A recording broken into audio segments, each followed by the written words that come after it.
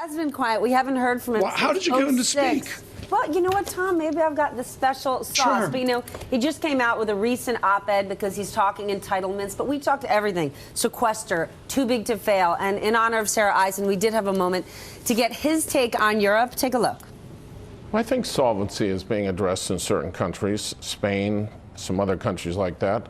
But no, the big difference is once Draghi said those famous words, they're going to do whatever it takes. People felt better, and there's an umbrella under the market in investors' minds right now. Can they pull out of this? It'll be difficult, but we'll see. Can central banks just keep printing money because there's no one to foreclose on them? Not forever, but maybe for a lot longer than we think. And if they do, then what's going to be the downside? The longer you keep the thing going, the worse it is.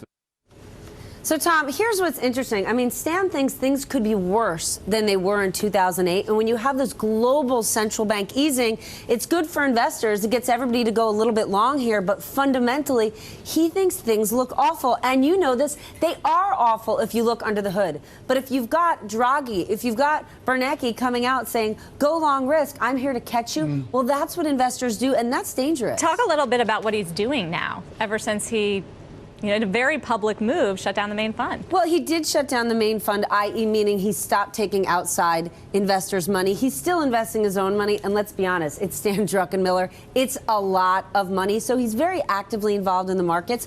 But it's almost like it's a tale of two Stans in that fundamentally he thinks we're up for a very difficult road ahead. But guess what? He's also somewhat long the market because you have to be here. I was going to say, is he long or short? He is long the market because if you're trading the markets, if you're listening to any of these central bankers, you have to be. Okay, very good. Stephanie Roll.